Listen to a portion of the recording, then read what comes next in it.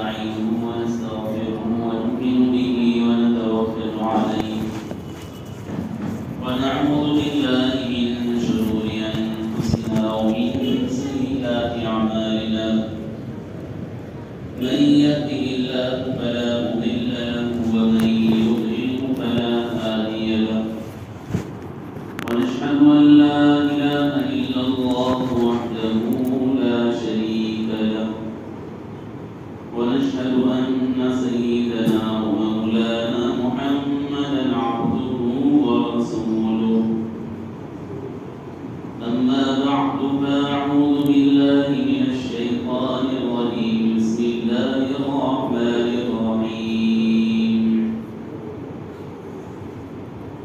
يا أيها الذين آمنوا ادخلوا في السلم كافة ولا تتبعوا خطوات الشيطان إنه لكم عدو مبين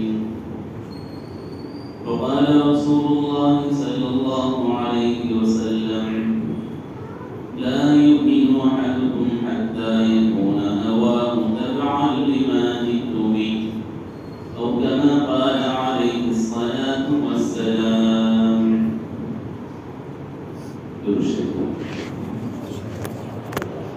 اللهم صل على سيدنا محمد وعلى آل سيدنا محمد وبارك وسلم. سفر کا یہ مہینہ جس کی آج 6 تاریخ ہے، اس مہینے کے متعلق حدیث میں نقل کیا گیا ہے. سفر کے مہینے کو اس زمانے میں کچھ لوگ نحوست والا مہینہ سمجھتے تھے، منحوس مہینہ سمجھتے تھے. جیسے ہمارے یہاں پر کچھ سالوں پہلے تک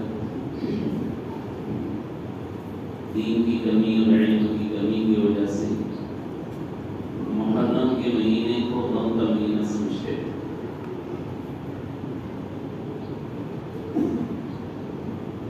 دینی محنت علماء کرام کے بیانات کی وجہ سے اللہ تعالیٰ کا فضل ہے کہ یہ غلط چیزوں میں کافی کمی ہے. ہمارے اکابرین نے اردو کے مہینوں کے ساتھ ہی ایسے القاب لگا دیے ہیں تاکہ اس مہینے کے متعلق جو غلط چیز ہو خود ہی اس کی تردید ہو جائے. محرم کے ساتھ میں ہمیشہ لکھا جاتا ہے محرم الحرام. حرام سے مراد ہی حرام حلال والا نہیں بلکہ حرمت والا نہیں، عصمت کا احترام والا نہیں. رمضان کے ساتھ میں رمضان المبارک برکت والا مہینہ، شوال کے مہینے کے ساتھ شوال المکرم اکرام والا مہینہ. ایسے ہی سفر کے مہینے کے ساتھ ملایا گیا ہے سفر المظفر، فتحیابی، نصرت، کامیابی. الفاظ بتا دی کہ جو لوگ اس کے خلاف سمجھتے تھے اس کی تردید اس سے ہو. حدیث میں ارشاد فرمایا گیا ہے لا سفر ولا عدوى ولا طیر ولا عام. سفر کا مہینہ کوئی منحوس نہیں ہوتا، ولا طیر پرندے کو اڑا کر بدشگونی لینا. جاہل لوگ پرندہ اڑاتے تھے اور دائیں طرف اڑ گیا تو کہتے تھے کہ ہمارا کام ہو جائے، یہ فلاں کام کر لینا چاہیے. بائیں طرف اڑ گیا تو کہتے تھے کہ یہ کام ہمارا مناسب نہیں، بدشگونی اس سے لیتے ہیں. آج بھی کچھ لوگ بیچارے ممعین ہیں، کچھ غیر مسلموں کے پاس جاتے ہیں، کچھ مندروں میں جاتے ہیں، کچھ دیگر لوگوں کے پاس جاتے ہیں اور اگلی چیزوں کے متعلق معلومات حاصل کرنا چاہتے ہیں. شریعت کے اعتبار سے ان چیزوں سے منع کیے گئے، حرام. جاہل لوگ بعض عاملوں کے پاس جاتے ہیں اور بال نکلواتے ہیں. علم غیب اللہ تعالیٰ کے علاوہ کسی کو نہیں. اللہ تعالیٰ جانتا ہے کہ اگلی باتیں آئندہ کیا ہوں. قرآن کریم میں جن چیزوں کے متعلق فرمایا گیا قیامت قیامت کا علم اللہ تعالیٰ کے علاوہ کسی کے پاس نہیں. آئندہ کل کیا ہونے والا ہے اللہ تعالیٰ کے علاوہ کوئی نہیں جانتا. ماں کے پیٹ میں کیا ہے کوئی نہیں جانتا. اگرچہ آج کل ایسی مشینری نکل چکی ہے کہ جس کے ذریعے سے سونوگرافی وغیرہ نکلنے کے بعد لوگ بتاتے ہیں کہ لڑکا ہے لڑکی، لیکن یہ ابتدائی مرحلے میں نہیں ہو پاتا. اللہ تعالیٰ ہی جانتا ہے کہ کیا ہے، اور اللہ تعالیٰ نے اس کی پوزیشن حمل کے وقت ایسی رکھی ہوتی ہے کہ رپورٹ میں بھی صحیح نہیں آتا. اس لیے کئی مرتبہ دھوکہ بھی ہوتا ہے. لڑکی سمجھ کر کسی نے حمل کو گرا دیا، بعد میں پتہ چلا کہ لڑکا. فرمایا گیا کہ ماں کے پیٹ میں کیا ہے اللہ کے علاوہ کوئی نہیں جانتا. بارش کب کہاں کس وقت اور کتنی ہوگی اللہ کے علاوہ کوئی نہیں جانتا. ان چیزوں میں کوئی دعویٰ کر ہی نہیں سکتا. موسمیات کی جو اپلیکیشن وغیرہ نکلی انٹرنیٹ پر، آپ دیکھیں گے اس میں لکھا ہوا ہوتا ہے کہ آج دن پر بارش ہو کہ اتنی ہو، اور دھوپ میں آپ پھرتے رہتے ہیں، پتہ چلتا ہے ہی نہیں کچھ. اور کبھی انہوں کا انداز ایسا کہ آج بارش نہیں ہوگی، وہ 10 منٹ میں اور 20 منٹ میں ایسا موسم بنا کہ پورا بادل چھا گیا اور کھڑا کے دار دھوم والی بارش ہو. اللہ کے علاوہ کوئی نہیں جانتا. یہ ساری غیب کی چیزیں ہیں، اس لیے کسی عامل کے پاس اس کے متعلق جانا نہیں چاہیے. اس سے بہتر طریقہ حدیث میں جو بتایا گیا استخارہ.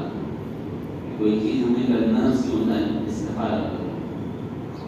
تو استخارہ کے متعلق جو لوگ یہ سمجھتے ہیں کہ 2 رکعت استخارہ کے پڑھنے کے بعد کوئی خوف نہیں ہے. حدیث میں خوف کا کہیں تذکرہ ہے.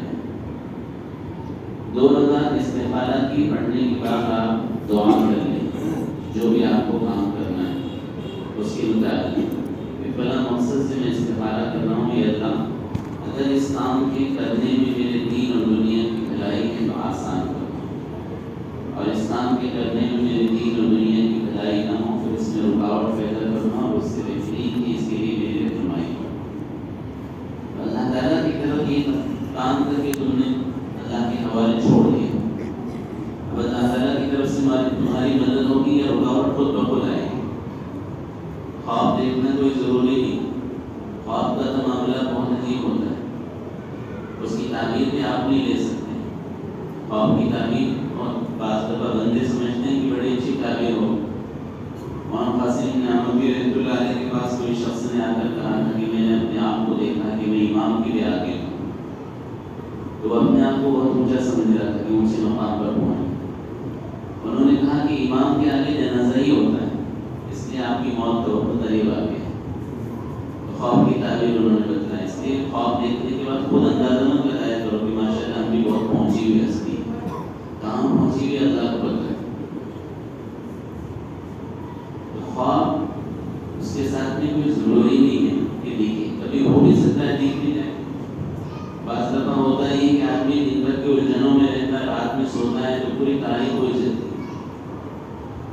دن بھر کے کاموں کی مشغولیات. کبھی کبھی تو مرد بولتے ہیں اور عورتیں صبح ان کو سناتی کہ رات میں آپ کی ارشاد فرمائے ہیں. خواب کے اندر بعض دفعہ آدمی کے دن بھر کے معاملات کی دخل اندازی، دن بھر کے ٹینشن کی وجہ سے جو خواب بنتا ہے اس سے ہر چیز کے خواب کی تعبیر خود نہیں کرنا چاہیے. اس لیے فرمایا گیا ہے کہ کسی ہمدرد شخص کو، علم والے کو خواب بتلائی جائے تاکہ اس کی تعبیر اچھی ہے. کسی کو اس کا علم نہیں اور آپ نے جا کے کچھ خواب کے متعلق بتا دیا اور کہ خواب تو بہت ڈینجر ہے، 2 دن میں آپ کے لیے اسرائیل آنے والے. اب تعبیر اس نے ایسی بتا دی اور آپ کے دل میں خوف طاری ہو گئے تو معمولی بھی کوئی چیز ہوگی تو سمجھیں کہ حضرت اسرائیل آئے. اس لیے علم والے کے ساتھ ہمدردی کے پاس، منطقی کے پاس میں خوف رکھتے ہیں. تو فرمایا نبی کریم صلی اللہ علیہ وسلم نے سفر کے مہینہ منحوس نہیں ہوتا. پرندے کے اڑنے سے بدشگونی نہیں لی جا سکتی. ولا طیرہ ولا حامہ، کسی جگہ پر اگر الو بیٹھ جائے تو وہ جگہ منحوس نہیں ہوتی.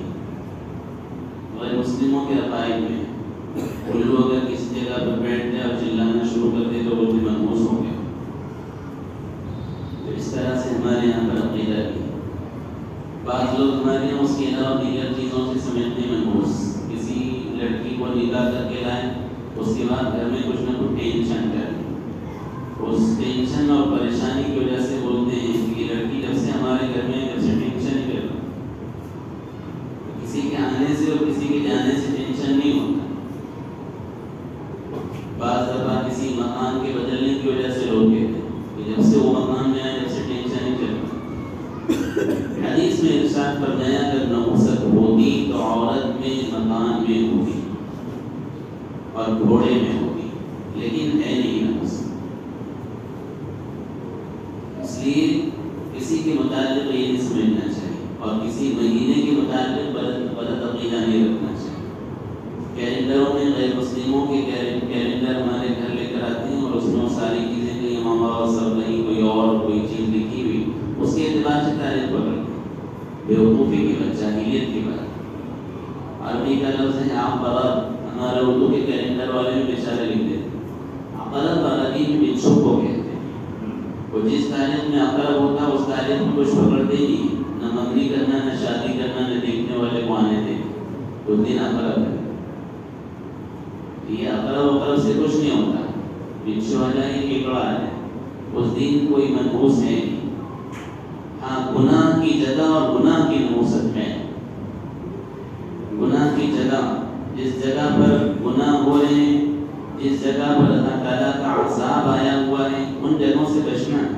قوم سمود پر عذاب آیا تھا، حضور صلی اللہ علیہ وسلم وہاں سے نکلے تو سر ڈھانپ کر توبہ استغفار کرتے ہوئے کہا یہاں سے آگے بڑھ جاؤ، اللہ کی ناراضگی کی جگہ. گناہ جہاں ہو رہے ہیں وہاں سے اپنے آپ کو ہٹانا. اس جگہ پر اللہ تعالیٰ کا کبھی عذاب نازل ہوا تو تمہارا بھی ان کے ساتھ پکڑ ہو جائے، تو رب تمہارا بھی حشر ان کے ساتھ ہو جائے. ان جگہوں سے بچنا ہے. لیکن عام حالات میں ہمارے گھروں کے متعلق یہ نہیں سمجھنا کہ یہ گھر منحوس ہے. بعض دفعہ تو بعض عاملین ہوتے ہیں ادھر سے توڑو، ادھر سے دروازہ نکالو، ادھر باتھ روم بناؤ، ادھر کچن بناؤ. بیوقوفی کی چیزیں. شریعت کا خیال رکھتے ہوئے مکانوں کی تعمیر کرو، عورتوں کا پردہ ہو، ہوا کا انتظام، روشنی کا انتظام، صحت کا اثر ہو. کھڑکی رکھو تو نیت کر لو کہ اس میں اذان کی آواز آئے. ہوا تو آئے گی اذان کی برکت سے. جب تک کھڑکی تمہارے مکان میں نہیں اللہ ثواب عطا فرماتا ہے. تو ان چیزوں کا ہم کو خیال رکھنا. بیت الخلاء اور استنجا خانے اور حمام ایسے نہیں رکھنا چاہیے کہ غسل کرتے وقت یا استنجا بیت الخلاء میں بیٹھتے وقت قبلے کی طرف پیٹ ہو یا اس کی طرف رخ ہو. اس کے علاوہ سمتوں کے اندر اجازت ہے. بیڈ روم ہے، سونے کے مکانات ہیں، اس میں جس طرح سے پلنگ آپ کا آ جانا چاہیے کہ آپ دائیں کروڑ سوئیں سنت کے مطابق، ویسا آپ کا پلنگ ہو.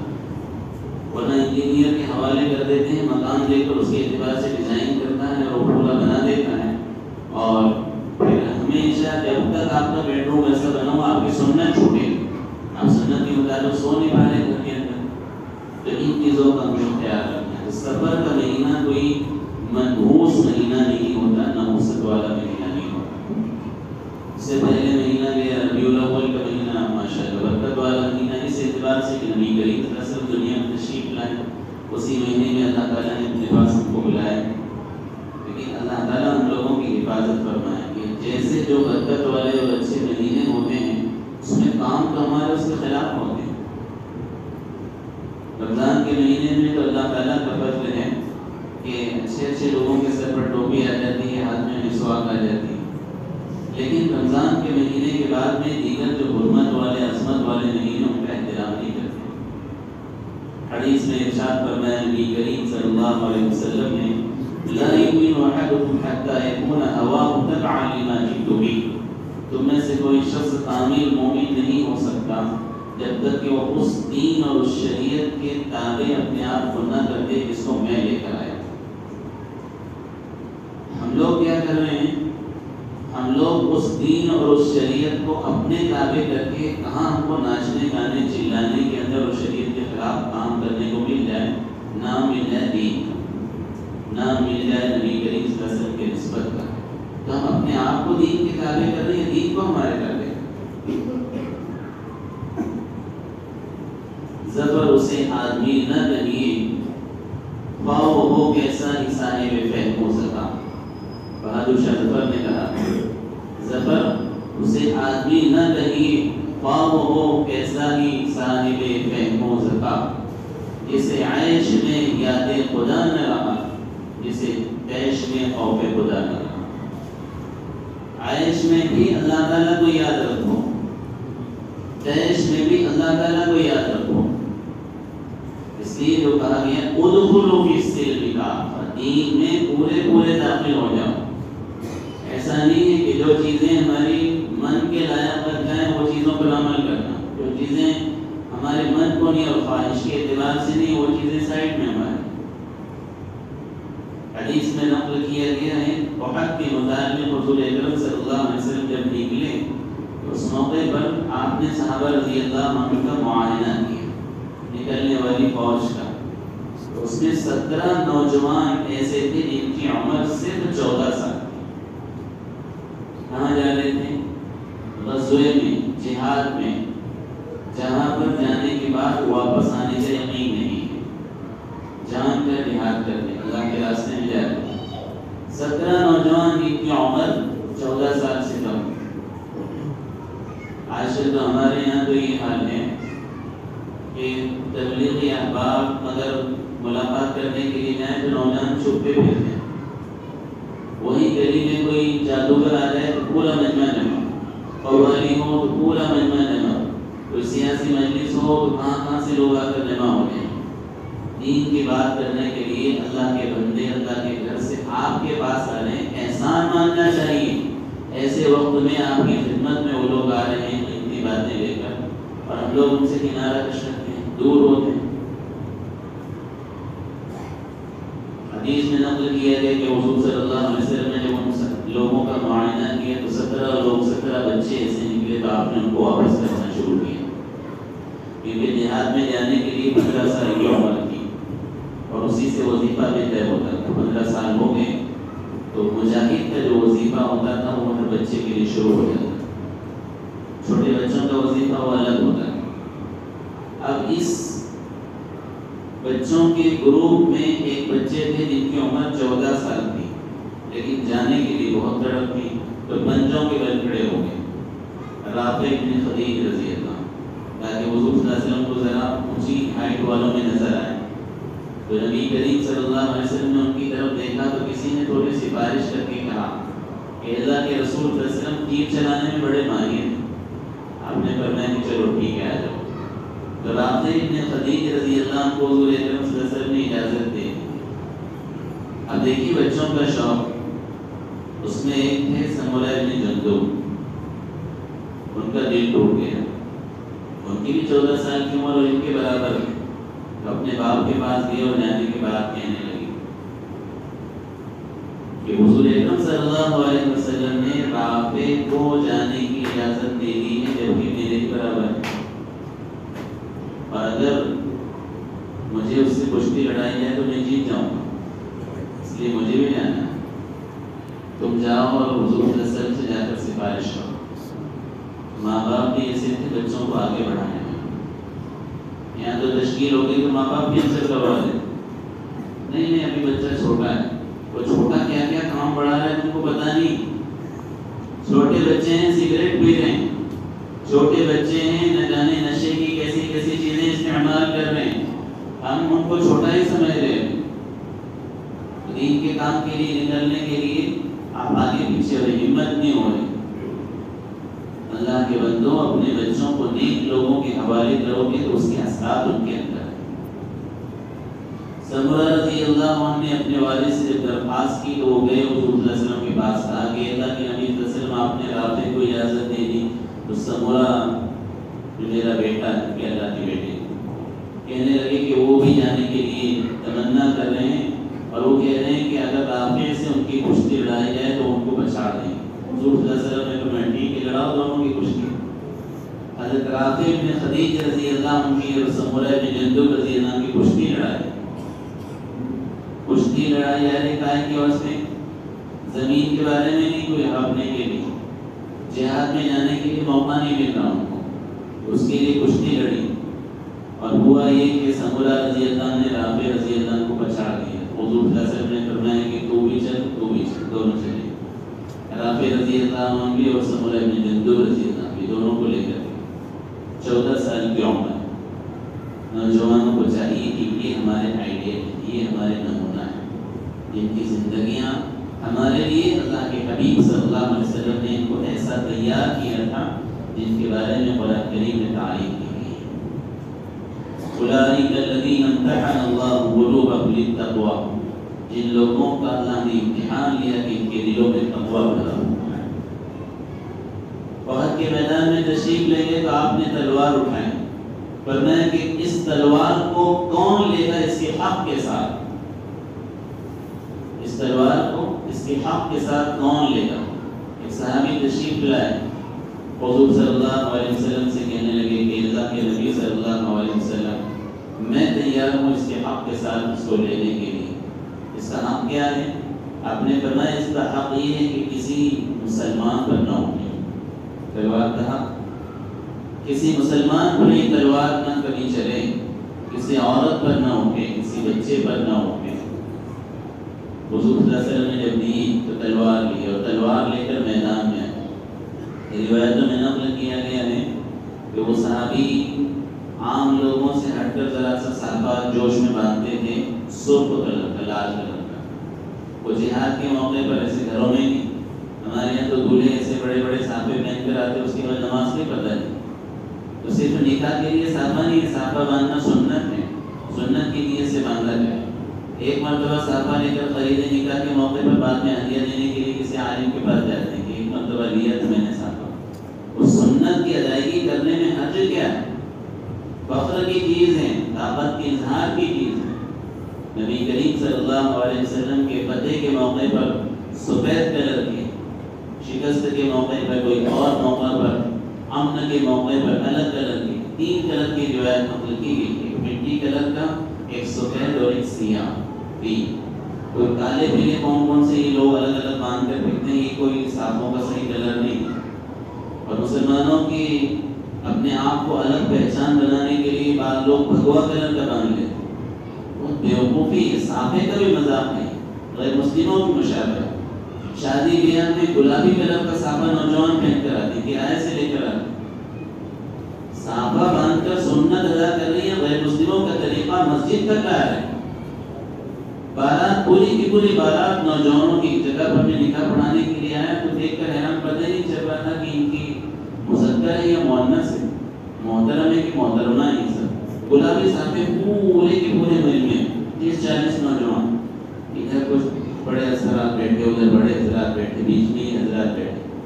میں نے کہا میں نکاح نہیں پڑھاؤں گا جب تک یہ صحابے بارات نہیں اتار کر۔ غیر مسلموں کی طرز پر باندھے ہوئے صحابے تھے اور غیر مسلموں کی کلر کی طرح سے ہوئے تھے۔ تو بہرحال وہ جو صحابی تھے انہوں نے اس سرخ کلر کا امامہ کپڑا نکالا، سر پر باندھا اور جو زور سے اشعار کہتے ہوئے فخر سے نکلے کہ میں وہ ہوں جس سے محمد صلی اللہ علیہ وسلم نے عہد لیا ہے کہ جنگ کے اندر اپنی جان قربان کرے، اور آگے تیزی سے اکڑ کے رفتار میں آگے بڑھے۔ حضور صلی اللہ علیہ وسلم نے ارشاد فرمایا اللہ تعالیٰ کو یہ چال ناپسند ہے مگر غزوے، اللہ تعالیٰ کو یہ چال ناپسند ہے مگر غزوے میں، یعنی جہاد کی حالت میں یہ چال ضروری ہے۔ وہاں جہاد کی حالت میں متقی بن کے گردن جھکا کے چلے وہاں نہیں چلے گا، وہاں تو طاقت کا اظہار کرنا ہے کافر کے سامنے، دشمن کے سامنے۔ اس لیے حج کے موقع پر اور عمرے کے موقع پر جو حضرات جاتے ہیں طواف کرنا ہے تو پہلے 4 چکروں میں ذرا اکڑ کر چلنا ہوتا ہے۔ حدیبیہ کے موقع پر جب صحابہ رضی اللہ عنہ نبی کریم صلی اللہ علیہ وسلم کے ساتھ آئے تھے تو مشرکین نے یہ باتیں پھیلا دی تھی کہ ہجرت کر کے یہ لوگ جب سے مدینہ گئے مکہ چھوڑ کر تو وہاں جانے کے بعد کمزور ہو گئے۔ تو حضور صلی اللہ علیہ وسلم نے فرمایا کہ اب جا رہے ہیں تو طواف کرتے وقت ذرا اکڑ کر چلنا تاکہ پتہ چلے کہ ہم کم نہیں ہیں، وہاں سینہ تان کر چلنا ہے اور بتانا ہے کہ ہماری اتنی طاقت ہے۔ تو طواف عبادت کر رہے ہیں کہ عبادت میں بھی کافر کے اوپر رعب ڈالنے کے لیے۔ جہاد کے موقع پر چند چیزیں ہیں، ناخن بڑھانے کی اجازت ہے، عام حالات میں تو 40 دن سے زیادہ ناخن بڑھانے کی اجازت نہیں ہے۔ وہ نوجوان جو اپنے ناخن فیشن کے طور پر بڑھاتے ہیں 40 دن سے زیادہ، وہ سخت گناہگار۔ بہتر یہ ہے کہ جمعہ کے دن بنا لیا جائے، جمعہ کو مونچھیں پہ رچوائیں، جمعہ کو زیر ناف بال صاف کریں، بغل کے بال صاف کریں، ناخن پہ رچوا لیں، اس طرح سے کیا کریں۔ بال ہیں تو بالوں کے متعلق بھی حدیث میں نقل کیا کہ کسی نے زلفیں رکھی ہیں تو آپ نے فرمایا زلفیں تو رکھی ہیں ان کا خیال رکھتے ہیں، اور فرمایا کہا کہ ان کا اکرام کیا تو وہ راوی فرماتے ہیں کہ حضور صلی اللہ علیہ وسلم نے جب سے ارشاد فرمایا تھا اکرام کیا کرو، میں روزانہ تیل لگایا کرتا، تنگی کرنے سے صرف روزانہ اس لیے منع کیا گیا تھا کہ کہیں زینت کی طرف زیادہ توجہ نہ ہو۔ ابھی تو ہر گھنٹہ لوگ آتے ہیں نوجوان اور آدھا گھنٹہ کنگھی کرتے کھڑے ہوتے ہیں، منہ پتہ نہیں کون سا ٹیڑھا میڑھا کر دیکھ چیک کرتی، ادھر سے اچھا لگ رہا ہے ادھر سے اچھا نہیں لگ رہا۔ یہ زینت کی چیزیں عورتوں کے لیے رہتی، مردوں کے لیے زیادہ نہیں۔ تو بالوں کا اکرام کے متعلق میں بالوں میں تیل لگاؤ، اچھے رہو۔ زلفیں رکھی ہیں تو یہاں کانوں تک بھی حدیث سے ثابت ہے، کانوں کی لو تک بھی ثابت ہے، کان کے اوپر کے حصے تک بھی ثابت ہے۔ اور عمرے کے موقع پر، حج کے موقع پر نبی کریم صلی اللہ علیہ وسلم نے پورے بال منڈوائے ہیں۔ عام حالت میں باقاعدہ ٹکلا بنانا اور پورے بال منڈوانا کوئی سنت نہیں ہے۔ کوئی تکلیف کی وجہ سے، عذر کی وجہ سے بال چھوٹے رکھیں تو کوئی معاملہ نہیں، اس کی اجازت۔ بہرحال وہ صحابی جب اکڑ کر وہاں پر چلنے لگے تو نبی کریم صلی اللہ علیہ وسلم نے ارشاد فرمایا کہ یہ اکڑ اللہ تعالیٰ کو نہیں پسند ہے مگر غزوے کے موقع پر۔ تو غزوے کے موقع پر جہاں پر دوسروں پر رعب دلانا وہاں پر اجازت دی گئی، سینہ تان کر چلو، اپنی طاقت کا اظہار کرو۔ ہتھیار کے خدا نخواستہ ہتھیار چلا گیا تو سامنے والے پر حملہ کرنے کی کبھی ضرورت پڑے تو ناخن بڑھانے کی اجازت ہے۔ غیروں کے اوپر اگر یہ بات جاری کہ وہ لوگ یہ سمجھ رہے ہیں کہ یہ تو بڑی عمر کے ہو گئے، ان کے بال سفید ہو گئے، تو اس موقع پر جہاد میں جاتے وقت بالوں پر کالا خضاب لگانا جائز ہے۔ پورا مسئلہ سنو، ورنہ آدھا سنیں گے اور جا کر شروع کر دیں گے وہ جہاد کے متعلق بتلا رہا ہوں، ورنہ بیویوں کو خوش کرنے والا بھی کسی نے بتا دیا، وہ فتویٰ تو سب کو پتا ہے۔ بیوی کو خوش کرنے کے لیے سفید بال ہو گئے تو کالے کر کے پھر حدیث میں منع کیے تھے نبی کریم صلی اللہ علیہ وسلم، اس کے بھی کچھ مسائل ہیں، وہ پوچھ لیا کرے، آدھا مسئلہ پوچھتے اور آدھا بقیہ خود چلا لیتے۔ مولانا حسین مدنی رحمۃ اللہ علیہ اور قاری طیب صاحب رحمۃ اللہ علیہ جگہ پر بیٹھے تھے تو قاری طیب صاحب رحمۃ اللہ علیہ کے لیے چائے لائی گئی، دونوں حضرات کے لیے، تو بات چیت کے درمیان کافی دیر ہو گئی، چائے ٹھنڈی ہو گئی۔ مدنی رحمۃ اللہ علیہ نے فرمایا کہ آپ کی چائے تو مکروہ ہو گئی، ٹھنڈی ہو گئی، مانا ہے کہ کراہت والی ہو گئی۔ وہ ہوٹل والا جو سن رہا تھا باہر گیا اور ہوٹل پر جا کر کہنے لگا کہ اب بھی حضرت مدنی سے سن کے آ رہا ہوں کہ ٹھنڈی چائے پینا مکروہ ہے۔ حضرت نے یہ نہیں کہا تھا کہ ٹھنڈی چائے پینا مکروہ ہے، وہ ایک عربی کے ایک محاورے کے طور پر علمی انداز میں جو گفتگو ہوتی ہے اس کے مطلب ہی کچھ اور ہوتے ہیں۔ ہمارے چچا حضرت مولانا ابراہیم صاحب دھولیوی رحمۃ اللہ علیہ سے کسی نے کہا تھا کہ حضرت سنا ہے زیادہ چائے پینے کی وجہ سے خون جلتا ہے، تو مولانا چائے کے بہت شوقین تھے، کہنے لگے کہ نہیں پینے سے دل جلتا ہے، چائے نہیں پینے سے دل جلتا ہے۔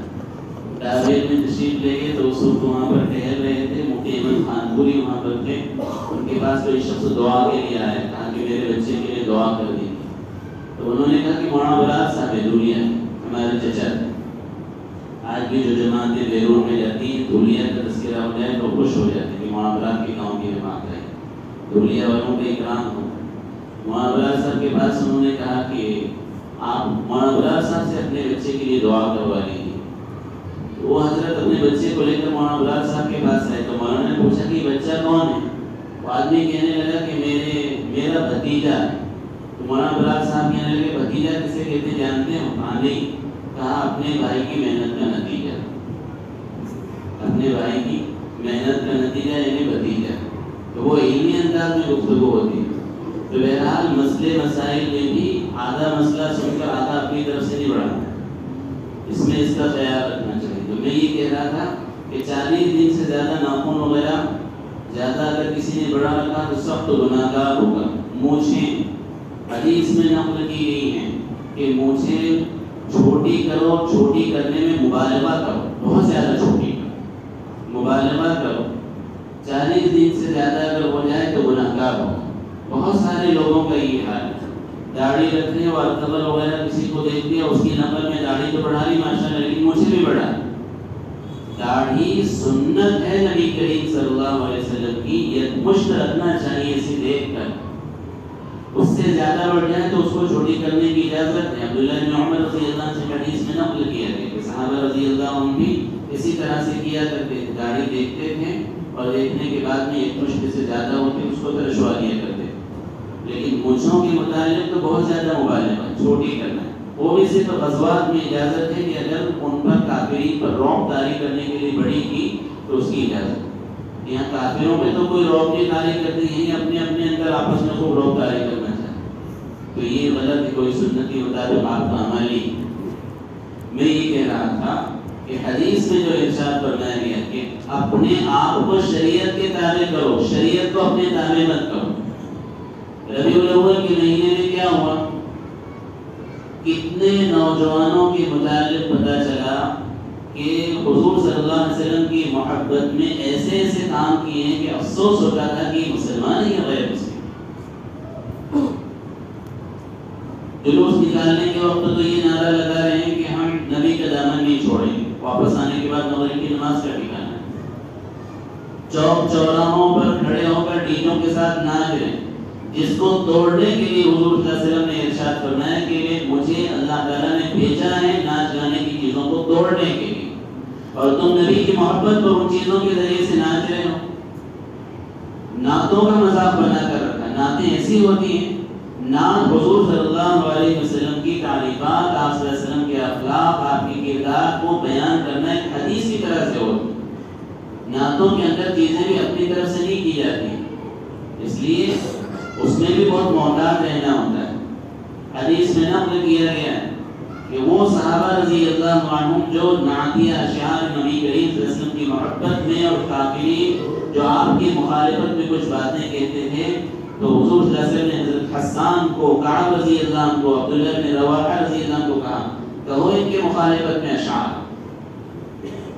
حسان رضی اللہ عنہ کو آپ نے فرمایا کہ کافرین کو جواب دو اشعار کے انداز میں، لیکن ابو بکر کے پاس جا کر میرا نصب نامہ پہلے سیکھ لو، کہیں ایسا نہ ہو کہ تم ان کو کہنے میں مجھے بھی کہہ دو خاندان ایک ہی ہو اوپر سے۔ کسی نے شاعرانہ انداز میں کچھ ایسی بات کہی تھی کہ باپ دادا تک پورا لے کر گیا، لیکن حضور صلی اللہ علیہ وسلم کا بھی خاندان ان سے جڑا ہوا۔ آپ نے فرمایا نصب پہلے سیکھ لو، اس کے بعد ان کا جواب۔ حسان رضی اللہ نے نصب سیکھا اور اس کے بعد جواب دینے کے لیے کہنے لگے کہ اللہ کے نبی صلی اللہ علیہ وسلم ابو بکر صدیق سے میں نے پورا نصب آپ کو سیکھ لیا ہے، اب میں ان سے ان کے درمیان سے آپ کو ایسا نکال کر ان کو جواب دوں گا جیسے آٹے میں سے باہر نکالا جاتا۔ پھر انہوں نے جواب دیا، تو آپ کیا کہتے تھے؟ حسان جواب دو، روح القدس تمہاری مدد کے لیے تیار ہے۔ روح القدس تھے جبریل علیہ السلام، جبریل علیہ السلام تمہاری مدد کر رہے ہیں۔ عبداللہ بن رواحہ رضی اللہ عنہ، کعب رضی اللہ عنہ بہترین اشعار کہتے تھے، لیکن اشعار نعتیہ ایسے ہونا چاہیے جس کو سن کر حضور صلی اللہ علیہ وسلم کی محبت دل میں آئے، رقت طاری ہو جائے۔ اپنے گھروں کے اندر ایسی نعتیں بچوں کو یاد کراؤ، گنگناؤ، ٹیپ وغیرہ ہیں، اسپیکر ہیں تو اچھی نعتیں بجاؤ، علماء کے بیانات ہو۔ لیکن جو آج کل گانے کے طرز پر، ناچ گانے کی چیزوں کے طرز پر، لب و لہجے پر جو چیزیں ہو رہی ہیں، یہ نعت نہیں، نعت کا مذاق ہے۔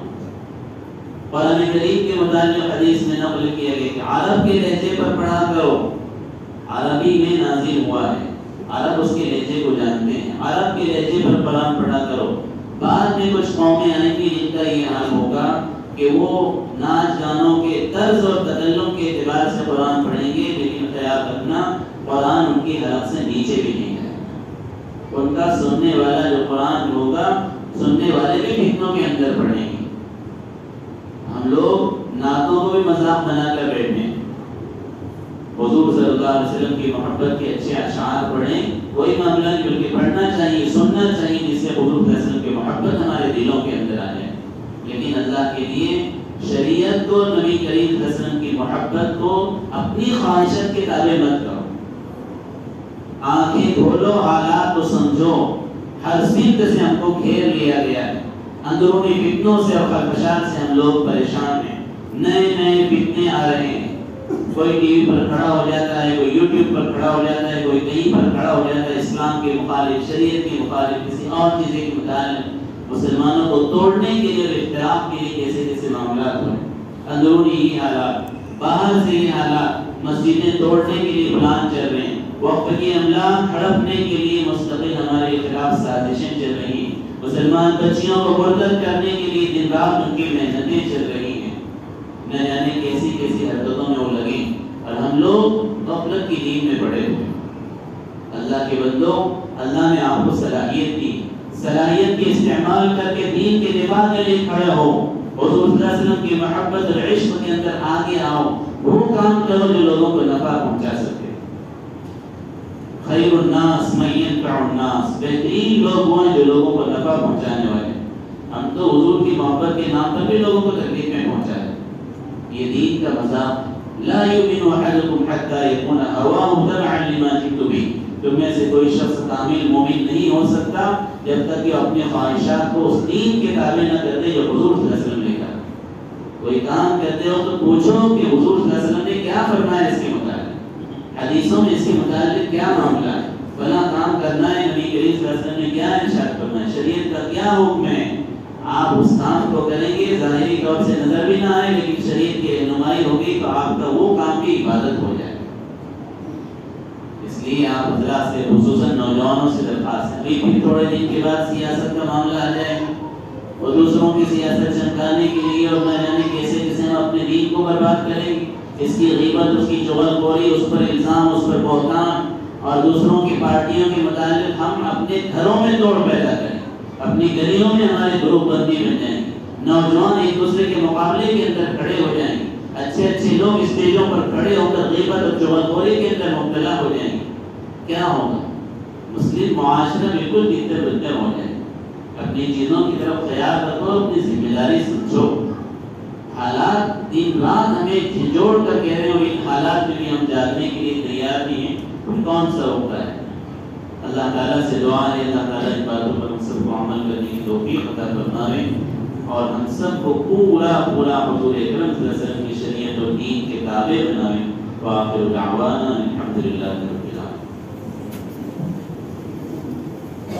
مجھے ذرا پھر سے باہر وضو کرنے کے لیے جانا، درمیان سے لگا